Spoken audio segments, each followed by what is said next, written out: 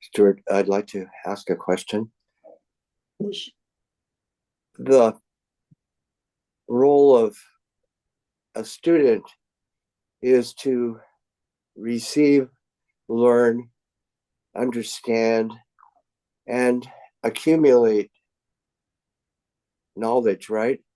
So, one of the things that we have to learn to do is commit ourselves to work. Work is essential to grow, and if if we don't work enough, we really don't receive as much as if we do, or learn as much as if we do. Now, we're trying to learn how to be committed to much bigger than ourselves when we do spiritual work. What can we do to help that? How can we further that? That's my question. I'm sorry it's a long one. The answer is very simple, Pat. Look, we are here to learn to develop the deepest elements of our humanity. I always say it, happy people are enlightened people. We have to learn to build inside ourselves a system that is strong enough to do two things, as I've said many times. First one is to connect with spirit. Now, if you don't have a chakra system that is highly developed and open, it's almost impossible to get. I mean, the energy, this extraordinary energy, infinite energy in the universe, it just feeds us like dripping of a water of a pipe that lit, and that's what sustains our lives. That little drip of Shakti that comes into us. But if you open the chakra system, it becomes like Niagara Falls. You understand? Energy just comes out of the cosmos. I mean, and it really nurtures you and it builds the thing you are here to learn how to build. And that is your humanity. So as that human element grows inside, there's more generosity. We're not afraid to give unconditionally. We're not afraid to receive unconditionally. We don't hide out in little corners of the world that we think protect us from life. Understand? We contribute to life. We contribute to the world. And and that even opens us even more. So the purpose of all of this is to truly build one's humanity. Now you have people, 8 billion people walking around on the earth, and most adults are really like 7-year-old kids. I mean, they're emotionally 7 and physically they're 30, 40, 50 years old. And there's that drama that goes inside them, that is paying service to ego, to mind, to opinion, to being at odds with everything else, knowing better than the world, knowing better than everything else. I mean, I talk about this all the time because it's essential if you want a spiritual life. And the chakra system is about initially building one's humanity.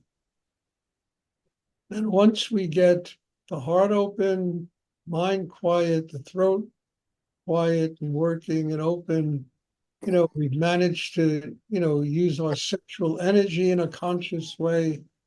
Understand when all of these things are working, it enables the universe to give us, endless amounts of wisdom and knowledge and things that we have to do in life. We can tell what's real, what's an illusion. And the biggest thing is we stop hiding out from life. Everybody thinks that death is the unknown. Death is not the unknown. Life is the unknown. And we have to get big enough to explore this treasure we call life. Each and every one of its departments are more valuable than any university that exists on the planet Earth. Mm. Because each and every department gives us what we need. It's like a piece in the puzzle that we need to put together to build a system that's strong enough to consistently stay in contact with higher energy in the universe. So the answer to that is not so complicated. The answer to that is an open heart. The answer to that is love. It's to be a happy person. And I think every human being wants that. Although I've had people tell me it's impossible to get. I really mean it. I've had artist friends, oh no, forget about happiness. It's not impossible. And, it's a dark alley that they go down, being miserable and suffering and, you know, bowing at the throne of suffering all their life, thinking that it's impossible to keep their heart open and to truly love other human beings. And more importantly, even to love themselves and to love and like themselves. So that really is the key to all of this. What are we doing in these classes? Building a system inside that can do exactly what I'm talking about. That's what these classes are about. And forget about a spiritual life, you know, learning to be human, learning to get rid of fear, insecurity, guilt, a big one. People are so guilty for things there's no reason to be guilty about because they were born. For God's sake, they're told they have to be guilty because they're born. Mm. Instead of, hey, you've come into this extraordinary world full of love, full of life. Every moment is a treasure that's sacred and you have to use it to grow. That's what this is about. This is about building a system inside that enables a human being to do what I'm talking about. Now, without it, what are we? We're just miserable, unhappy people. Mm. We don't build that kind of an inner life. We spend our lives being miserable. We bow to the throne of suffering. And it's ridiculous. We are not born for that reason. We don't come to the earth for that reason. We come to the earth to learn how to be human. The highest level of our humanity is an open heart with love, joy, happiness.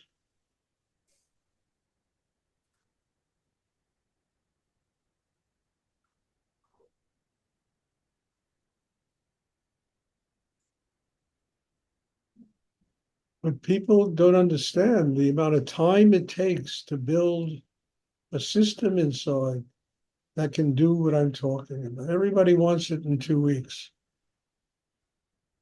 We live in a world of instant everything, if the internet takes 2 or 3 seconds more than we're used to, we get all upset. We live in that kind of a world. It's a ridiculous world. When Rudy said it better than anybody, it takes 9 months to have a baby. It takes 1 second to die. And that is an aphorism that I think is so profound and so true about the way people live. It takes 9 months to have a baby. It takes 3 or 4 months for an apple to ripen on a tree before you can eat it, or a peach, or a stem of broccoli. It's a seed that has to grow. We have the seed of God in us. It has to be nurtured. It has to be composted. It has to be developed so it can grow that wonderful tree of life, that they talk about in every religion. It can grow inside us, and enable us to truly branch out and touch all areas of the cosmos, to receive, Shakti energy that helps us to truly become enlightened people.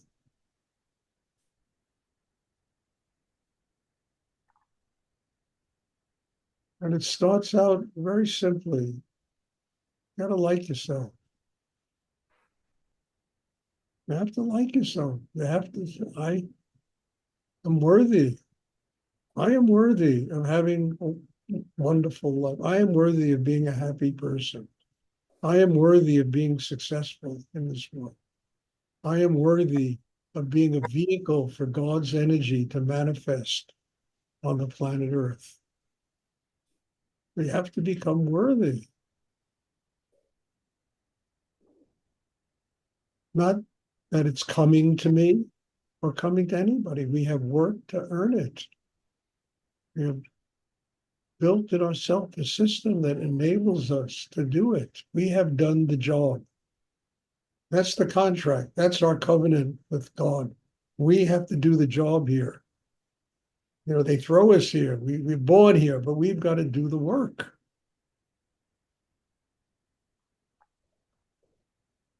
That connects that with life.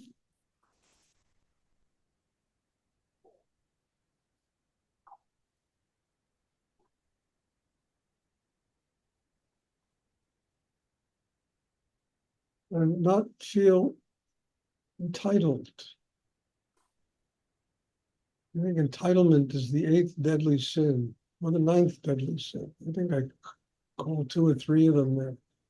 But entitlement is really something that creates a prison in which we live.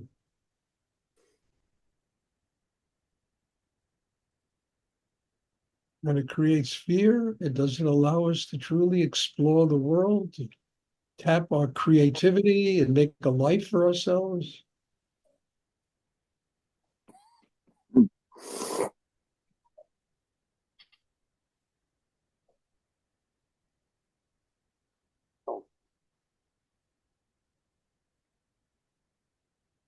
Does anyone else have a question?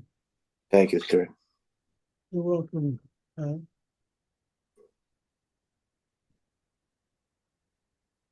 I have another question to ask. I'll make it shorter this time. Okay. How can I serve you? How can you what? Serve you.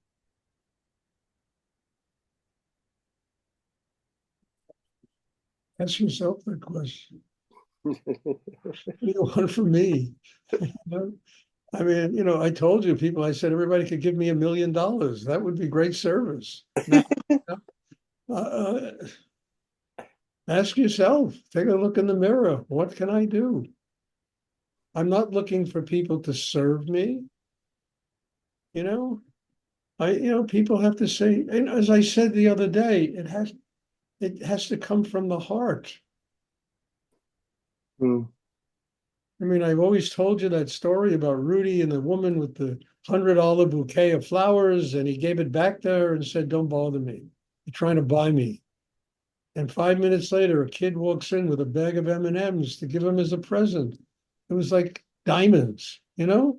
Hmm. Couldn't stop hugging this kid and thanking him, and because it came out of his heart. If that bouquet of flowers came out of that woman's heart, it would have done the same thing. But she was there to buy him. It wasn't a real gift. So, I wouldn't say serve me, but what you can do is find gratitude in your heart and let it, help you do things that truly open your heart even more. Because if it comes from gratitude, then it's a real gift. If it comes because you're trying to buy a spiritual life or someplace in heaven, it's just nonsense, And that's how you can help me. I wouldn't say serve, but help me in doing and what I do and continuing what I do and helping it to grow.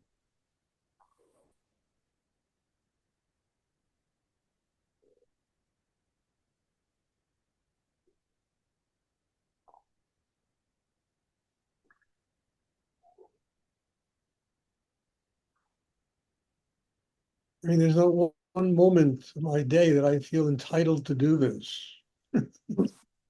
If I had my druthers, I'd be sitting in some Caribbean island with a Coco Loco. I mean, this is really hard work. And I never take it for granted. And I think it's a great blessing to be able to do this. And I couldn't think of doing anything else if it would interfere with doing this. A gift is a blessing. It does more for the giver than it does for the person who receives it.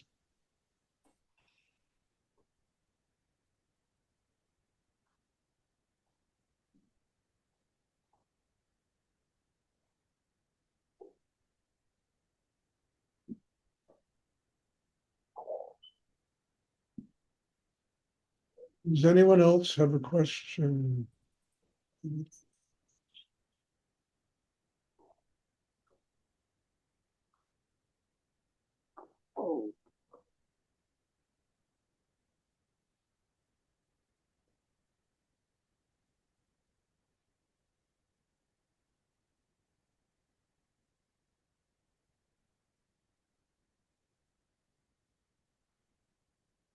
Okay, if there are no more questions, I hope it's clear what I talk about, you know, I mean, as I always tell you, this is not me talking. I don't talk like this all day.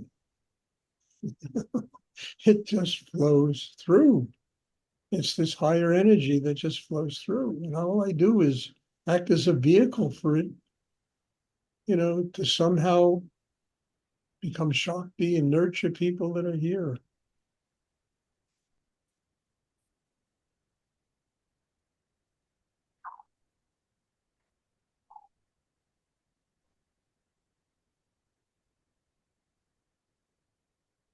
Okay, if there are no more questions, there'll be meditation on Sunday. You know, same time, and I'm looking forward to seeing you. God bless you. Thank you for being here, and thank you for dragging all this stuff out of me, because I listen to it too and learn. I mean that, you know. And so God bless you all. Thank you, and I'm looking forward to seeing everybody. Thank you, Stuart. You're welcome. Thank you, Stuart. Thank you, Stuart. Good night. Good night. Thank you, Stuart.